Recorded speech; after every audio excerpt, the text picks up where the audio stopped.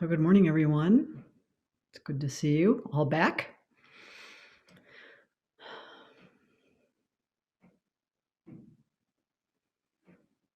Today we'll continue our exploration of being time and time being, and especially the way Dogen has presented his understanding in Uji, a famously difficult text. And I thought what I might do, you have all received, I assume, the copy of the translation that we provided for you. Is that right? Did that get sent out to everybody? I'm not sure. No? Oh, okay. All right. We'll send that out then. And I wanted to, it's a little bit different translation than the one I wanted to share with you today, which is from Master Dogen Shobogenzo. This is the translation by Nishijima. And so it has a little bit different flavor. And I thought also if you had some questions, it has abundant footnotes that explain some of the particular unique characteristics of this text. So just to review what Flint shared with us yesterday in his very poetic introduction to this text and to this entire theme of being time. It begins, an eternal Buddha says, and this eternal Buddha is Master Yakusan Igen. Sometimes standing on top of the highest peak, sometimes moving along the bottom of the deepest ocean, sometimes 3 heads and 8 arms, sometimes the 16-foot or 8-foot golden body, sometimes a staff or a whisk, sometimes an outdoor pillar or stone lantern, sometimes the 3rd son of Chang or the 4th son of Li, sometimes the earth and space. So the 3 heads and 8 arms is sort of a reference to the Buddhist guardian deities who often looked wrathful. They had 3 angry faces and 6 arms, and they guard the Dharma. And the 16-foot or 8-foot golden body, the 16-foot golden body is the idealized representation of the Buddha, and the 8-foot golden body is the seated version of the Buddha. So the 16-foot is the standing version. And then a staff or a whisk, these are things that are carried by priests or by abbots. And sometimes an outdoor pillar or stone lantern. These are just commonplace objects you can find all over Japan. So these are all ways of being, obviously, right? In this word sometimes, time is already just existence, and all existence is time. The 16-foot golden body is time itself. Because it is time, it has the resplendent brightness of time. We should learn it as the 12 hours of today. So in those days, they divided the day into 12 hours, not 24 like we do. The 3 heads and 8 arms are time itself. Because they are time, they are completely the same as the 12 hours of today. We can never measure, no, so that's the end of that first section. So the second section, we can never measure how long or distant or how short and pressing 12 hours is. At the same time, we call it 12 hours. The leaving and coming of the directions and traces of time are clear, and so people do not doubt it. They do not doubt it, but that does not mean they know it. The doubts which living beings by our nature have about everything and every fact that we do not know are not consistent. Therefore, our past history of doubt does not always exactly match our doubt now. We can say for the present, however, that doubt is nothing other than time. So I understand this to mean that we might doubt our ordinary perceptions of time, that our ordinary perceptions of time are complete or even adequate, but even our doubts are just moments in time, right? And because our doubts of the past are different from our doubts now, we know that there's this impermanence. There's nothing substantial to those doubts. And then he continues to say, we put ourself in order and see the resulting state as the whole universe. Each individual and each object in this whole universe should be glimpsed as individual moments of time. Object does not hinder object in the same way that moment of time does not hinder moment of time. For this reason, there are minds which are made up in the same moment of time, and there are moments of time in which the same mind is made up. Practice and realization of the truth are also like this. Putting the self in order, we see what it is. The truth that self is time is like this. We should learn and practice that because of this truth, the whole earth includes myriad phenomena and hundreds of things, and each phenomenon and each thing exists in the whole earth. Such toing and froing is a first step on the way of practice. When we arrive at in the field of the ineffable, there is just one concrete thing and one concrete phenomenon, here and now, beyond understanding of phenomena and non-understanding of phenomena, and beyond understanding of things and non-understanding of things. Because real existence is only this exact moment, all moments of existence time are the whole of time, and all existent things and all existent phenomena are time. The whole of existence, the whole universe, exists in individual moments of time. Let us pause to reflect whether or not any of the whole of existence or any of the whole universe has leaked away from the present moment of time. So I love that, whether anything has leaked away, right? Is there anything that's leaked away from this present moment? So it's a little bit different translation than the translation we've been working from, and I will make sure that we send that out to you today. So that one, it has a space for notes on the side, so if you want to make some notes. But I think this is really our work in practice is to recognize this. And I wanted to talk about this in terms of, first of all, the fact that when we talk about this present moment, we sometimes think of just this personal, what's happening right in front of us at this very moment. But the present moment is actually wide. It includes everything in this present moment.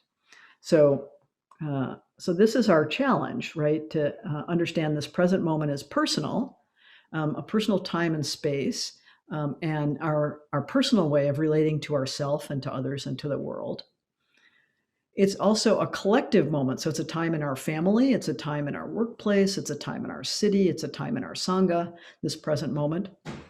We're also experiencing a kind of transformational historical moment, right? And this moment of pandemic and political upheaval, weather catastrophes, fires, storms, floods, worries about the food supply, the water supply, these existential crises and losses of life that are all bound up in this present moment and all reflect this time. We're more identified with a time than with a place, a person, or any work or anything else profession that we do. We are of this time. And later, we'll be able to say to each other, remember that time of the pandemic, or remember that time of the terrible storm in Texas, and everyone will understand that connection to that moment.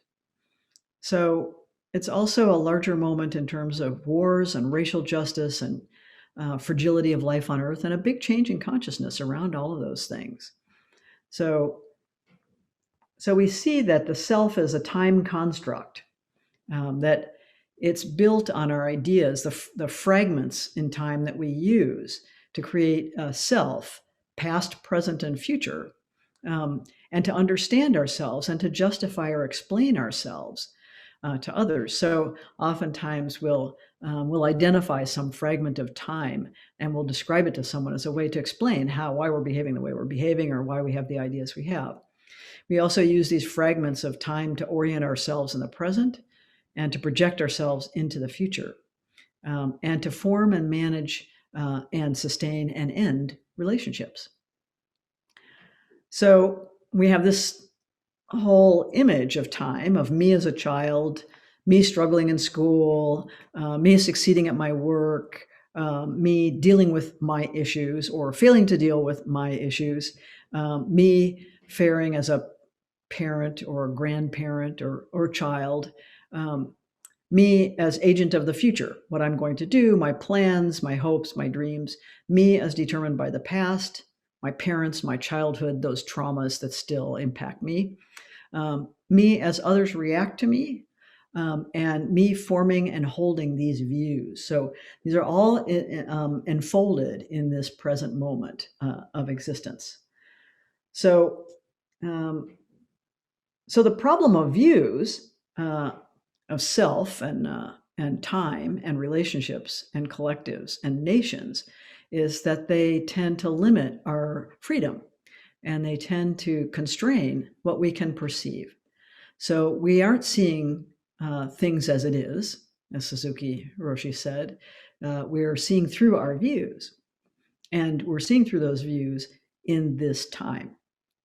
So we have views of time also, of certain kind of urgency or a sense of spaciousness or a sense of momentariness, impermanence.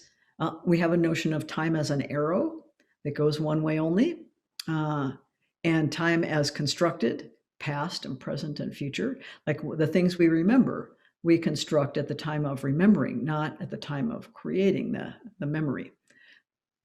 We have also a sense of time as a threat. We only have so much time. We're at the end of our time, or when our time is up, our time is up. But we also have a sense of time as potential. So when things will and how things will be realized in time. We have a sense of time as determining. So as the past determines the present, or as the present determines the future, or as the future determines the present. We have this sense of time determining things, like when I'm going to get around to it, how I'm going to find time to do whatever, why I didn't have time to do this or that. So there's tied up in our understanding of being time is our issues of power and control, of self-regulation, of authority. Who has the authority to impose on my time or control my time or manage my time? Mutuality, like how we share time together and how we have a sense of not wasting someone else's time or being mindful of how much time we're asking for. Respect, trust, harm, danger, and relationality are all bound up in this power and control of our being in time. So I'm just getting past my little map here.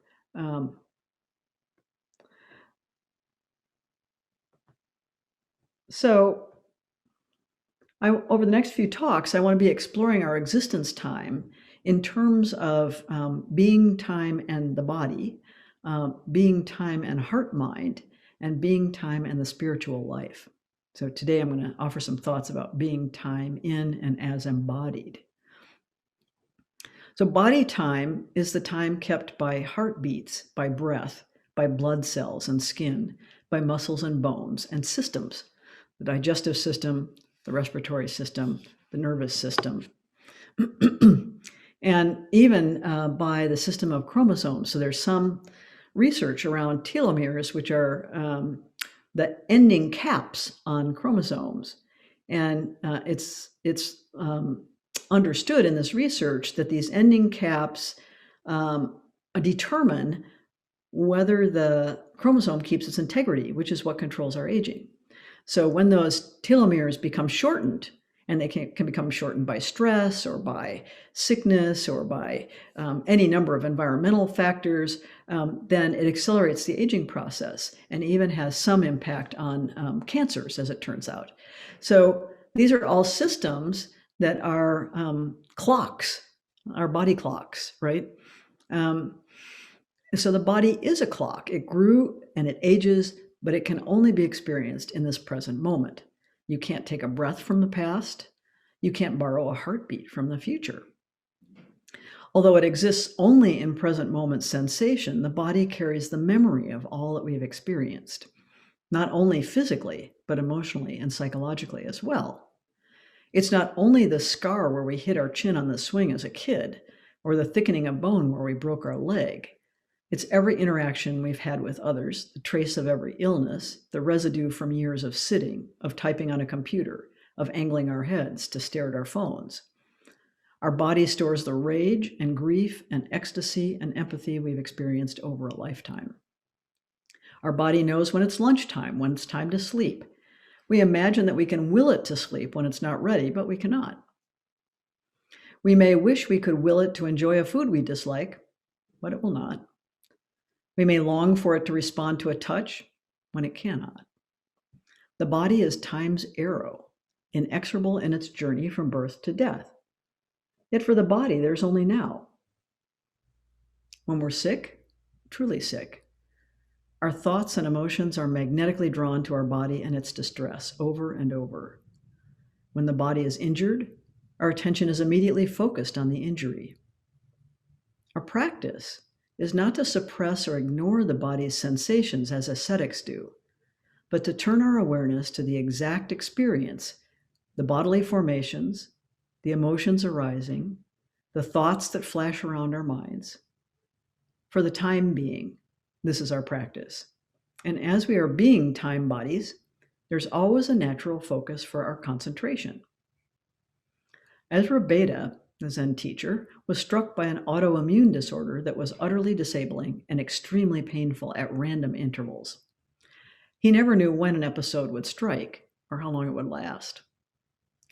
He called Joko and told her that he was having so much difficulty practicing Zen because of his condition.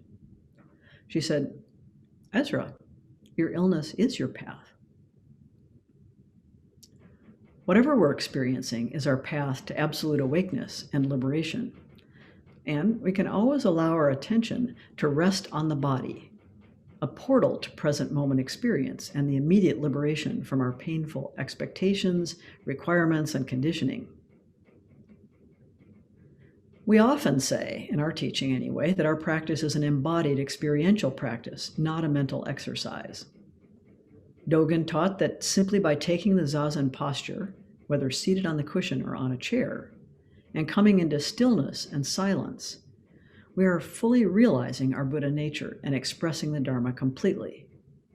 It was also the teaching of Suzuki Roshi in Zen Mind, Beginner's Mind, who said, "The most important point is to own your own physical body.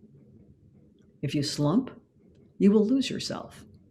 Your mind will be wandering about somewhere else. You will not be in your body. This is not the way. We must exist right here, right now. This is the key point. You must have your own body and mind. Everything should exist in the right place, in the right way. Then there's no problem. When we have our body and mind in order, everything else will exist in the right place, in the right way." So there's a reason the Buddha taught mindfulness of the body. It was the practice he learned from his own teachers.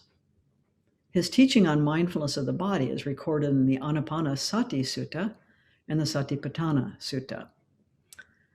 When you're practicing mindfulness of the body, your awareness is right here in this present moment. You're fully alive in your own being time. He provided different practices: mindfulness of breathing, mindfulness of postures, mindfulness of the elements that make up the body, mindfulness of movements, mindfulness of the mortality of the body. And he concludes, "Thus, one lives contemplating the body in the body internally, or one lives contemplating the body in the body externally, or one lives contemplating the body in the body internally and externally. One lives contemplating origination factors in the body, or one lives contemplating dissolution factors in the body, or one lives contemplating origination and dissolution factors in the body, or mindfulness is established with the thought, the body exists. to the extent necessary just for knowledge and mindfulness, and one lives detached and clings to nothing in the world. So we might investigate this teaching a little bit this week when the Buddha encountered Ananda telling a group of disciples all about the Buddha's miraculous birth story. The Buddha said, and you know what is even more marvelous? When sitting, I know I am sitting. When standing, I know I am standing. When walking, I know I am walking. So this is the great miracle, right? To be able to know what your actual experience is in this moment.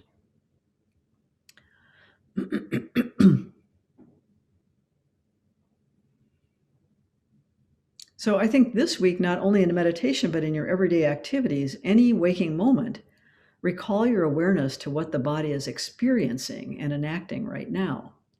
This is very grounding and illuminating. You may find that your body is a great teacher in this way. Do you eat lunch because of your body's hunger or because the clock reads 12 o'clock? Does your body need to move to be outdoors? Is there an itch or an ache? Are the muscles of your face relaxed? Is your stomach tense? It's not that you need to immediately accommodate all of the body's demands or requirements. You may not have time to eat right now.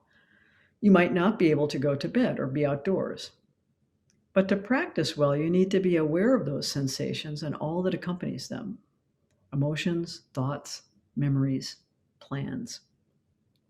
And of course, this all unfolds in the context of your deepest aspiration and inmost vow. The body teaches us how to meet suffering on an immediate level, not as some abstract concept. Our physical suffering and the physical suffering of others is specific, concrete, and immediate.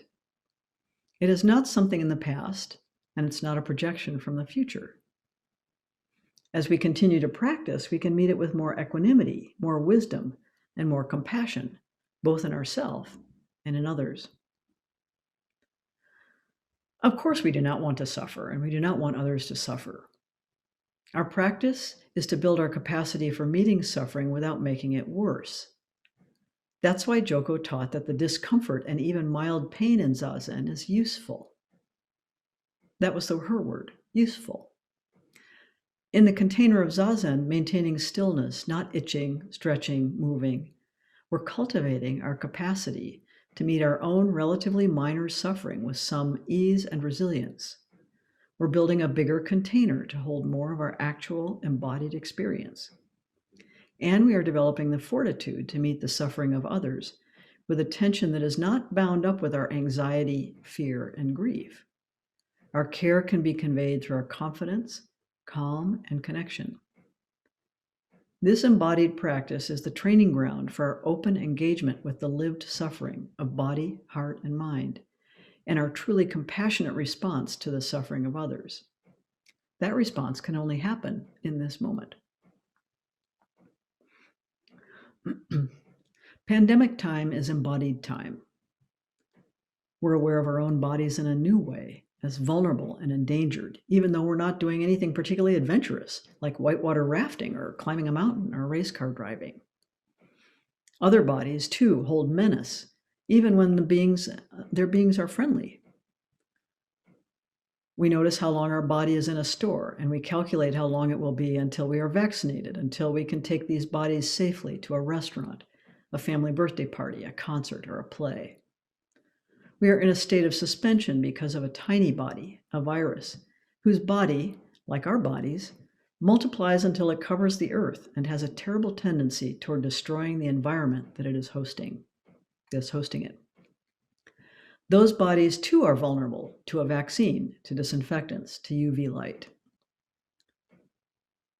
Our time, this present embodied time, is pandemic time.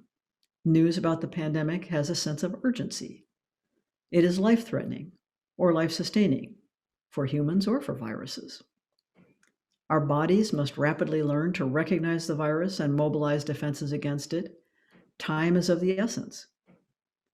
Basically, vaccines, masks, social distancing are ways of buying time for these bodies, existent now in the midst of danger. Many, many bodies have perished. Their beings no longer existent, and so we are awakened, even in physical isolation and distance. Our bodies are entirely dependent on the bodies of others: farm workers, grocery clerks, nurses, Amazon truck drivers, water utility workers, and on and on. Emergencies like the weather disaster in Texas, the wildfires in California, the hurricanes in the Gulf have awakened us to the complexity and fragility of the systems necessary to keep these bodies alive and well. Techniques we depend on fail. Suddenly, we are without electricity, water, or food, and our very existence is threatened. The question becomes, how long? How much time being do we have?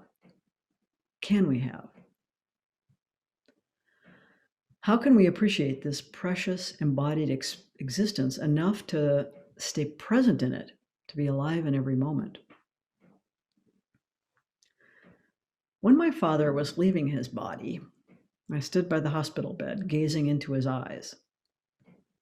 I saw there his whole life: the wailing baby and the mother who would not comfort him because experts warned that a mother's love would make a boy homosexual.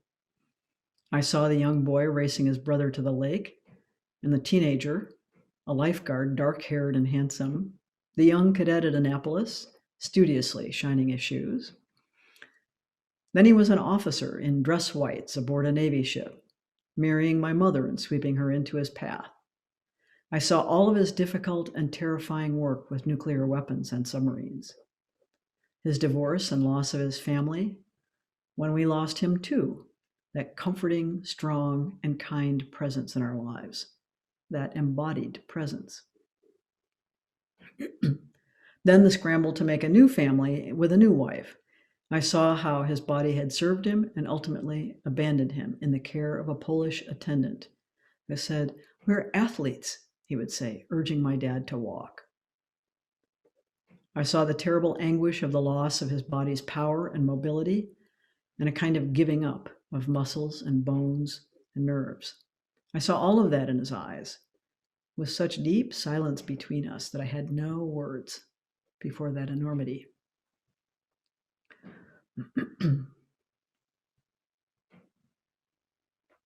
Yet an ordinary person who does not understand Buddha Dharma may hear the words, "the time being this way." For a while I was 3 heads and 8 arms. For a while I was an 8 or 16-foot body. This is like having crossed over rivers and climbed mountains. Even though the mountains and rivers still exist, I have already passed them and now reside in the Jeweled Palace and Vermilion Tower. Those mountains and rivers are as distant from me as heaven is from earth. It is not that simple. At the time the mountains were climbed and the rivers crossed, you were present. Time is not separate from you. And as you are present, time does not go away. As time is not marked by coming and going, the moment you climb the mountains is the time being right now. If time keeps coming and going, you are the time being right now. This is the meaning of the time being. Does this time being not swallow up the moment when you climbed the mountains and the moment when you rested in the Jeweled Palace and Vermilion Tower? Does it not spit them out?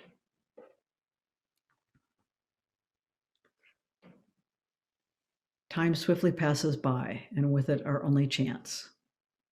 Don't waste time. All of our teachings come down to this. Don't waste the body's time, so brief and limited. Don't waste the heart's time. There is no later. Don't waste the mind's time. We never know how long it will serve us. Most of all, don't waste time on your spiritual path. Be wholehearted, but not obsessed. Be vigorous, but not anxious. Be consistent, but not rigid. Natural, ordinary mind and body are the way, but don't waste time. I think our view of existence and time is not wrong. It's incomplete. Our life is not simply a journey through time. Time does not pass us by. But what does that mean for our everyday lives? Can't I feel the ache in my bones and the stiffness in the morning that tells me I'm getting older? Aren't we still seeking enlightenment, or at least better times?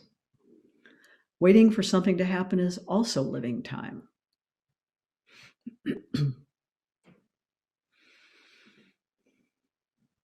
We are that fabric of time woven as we're living it. When we're looking ahead with anticipation or back with regret, we are in this present time creating the causes and conditions of hope and grief. Both are themselves causes and conditions for suffering. When we are awake, fully awake, here and now, we're not ensnared by our conditioning, our unique brand of seeing and knowing the world, relating to other people, managing our bodies, minds, and emotions. But even when ensnared by our conditioning, we are in this present moment.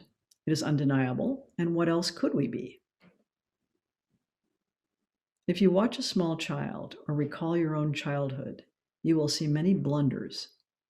But can anyone say that those blunders should not have happened? Or that the child should have known better? They are the necessary blunders of becoming. So our own blunders have brought us to this present moment. How can we regret them?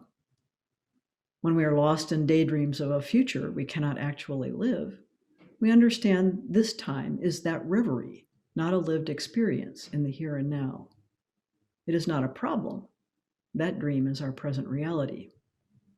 Most people do not understand that their actual lived reality is entirely their own experience of it, not something they have been thrust into and have had to deal with somehow. They will argue with you about that. But whether the circumstances through which they are expressing reality are favorable or unfavorable, wanted or unwanted in their own opinion, the reality is just this moment and their own expression of it. This is evident both in dire conditions, a concentration camp, for example, and in luxurious ones, like a wealthy mansion. In any case, our lives are an expression of generosity of spirit, care and kindness, of anxiety and fear, of self-gratification and sense pleasures, of self-serving or of service to others. We are always manifesting our choices, the responsibility for which we sometimes project onto others or the world itself. We are not responsible for what shows up in our time, but we are fully responsible for our expression of reality as that time. That does not mean that we must blame ourselves for our suffering or that of others. Self-responsibility is not self-recrimination. That too is a manifestation of our self-making as time. To stand naked of our self-constructions as the full expression of this time is powerful and liberating. I don't imagine anyone but a realized Buddha is able to do this all of the time. Just to engage in the thought experiment of it is a little disorienting, especially for those parts of us still clinging to our conditioning. There is no other time than this time, no future in which we magically become enlightened, no past in which we made the wrong turn. We can help each other by abandoning all expectations and requirements and recognize every being as this time together. Our conditioning hinders our view and our understanding of life as it is. If we are afraid, even terrified, when we fully recognize this, that is an appropriate response.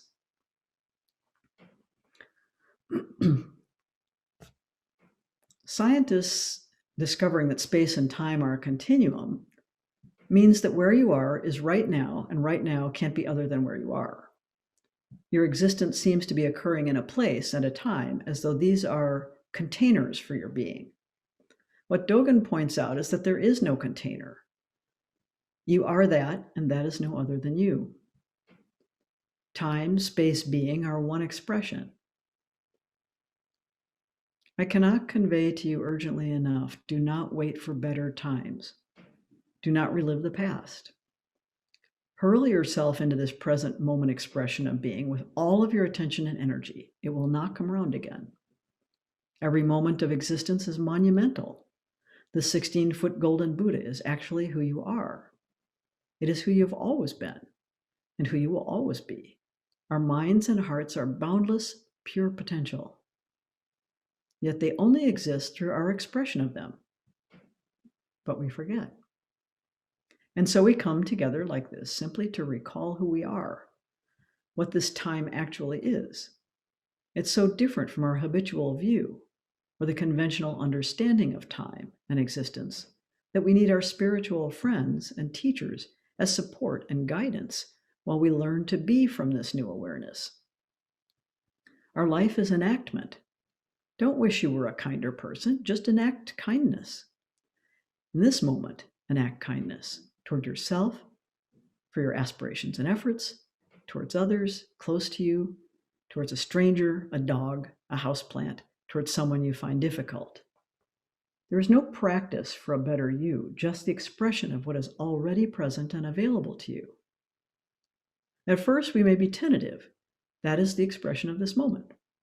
We practice moment by moment. We may become confident then. That is the expression of that moment. Can you see that this is not a self-improvement program?